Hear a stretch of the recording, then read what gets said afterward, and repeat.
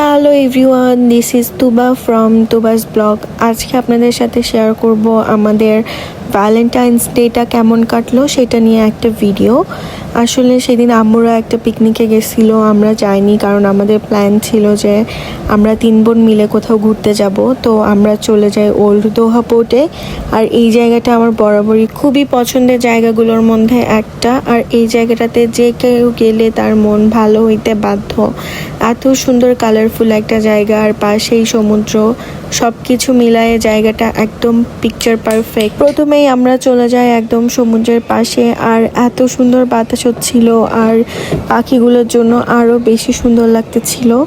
মানে কি বলবো, আমার বোনদের সাথে আমরা গল্প করতেছিলাম আর আশেপাশে ঘুরে ঘুরে দেখতেছিলাম। আর জায়গাটা সত্যি খুবই সুন্দর। ভালোবাসা দিবস বলতে এইটাই যে আপনি আপনার প্রিয় মানুষগুলোর সাথে সময় কাটাবেন, তাদের সাথে একটু গল্প গুজব করবেন, খাওয়া দাওয়া করবেন।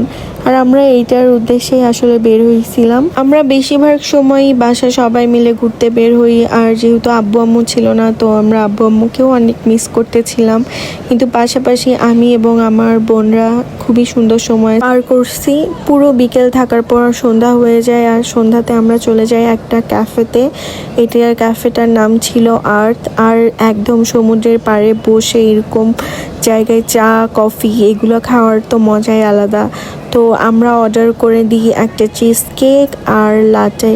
এখানকার আমরা অনেক ভিডিও দেখছি ইনস্টাগ্রামে, তো হৃদেরও অনেক ইচ্ছা ছিল যাওয়ার, এই জন্য আমরা ওখানে গেছিলাম। আর সত্যি কথা বলতে এদের চিজ কেকটা অনেক মজা ছিল আমার কাছে, যেটা মনে হয় অনেক মানে নর্মালি যেরকম চিজ কেক হয় সেরকমই ছিল, আহামরি কোনো কিছু না। বাট প্রাইসটা আমার কাছে অনেক বেশি লাগছে। কিন্তু এত সুন্দর ভিউ এর সাথে এরকম চা কফি খেতে তো ভালোই লাগবে, সেই জন্য আমরা একটু বসে গল্প করলাম আর আমাদের কফিও খেয়ে নিলাম। তারপর আমরা আবার ঘোরাঘুরি শুরু করে দিই। আর এই জায়গাটা রাতের বেলা দেখতে একরকম সুন্দর লাগে আর দিনের বেলা একরকম সুন্দর।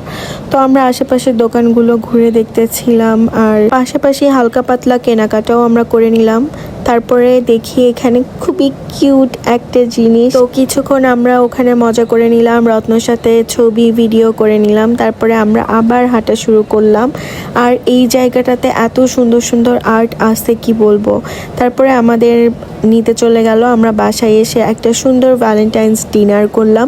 এগুলো আমাদের বাসায় আমরা মেক করছিলাম, পিৎজাটা শুধু বাহির থেকে নিয়ে আসা। সব কিছু মিলায়ে আমাদের দিনটা খুবই ভালো গেছে। তারপর আব্বু আম্মু আমাদের ফুল এনে দেয়, আর ড্রামা দেখে আজকের দিনটা আমরা শেষ করি।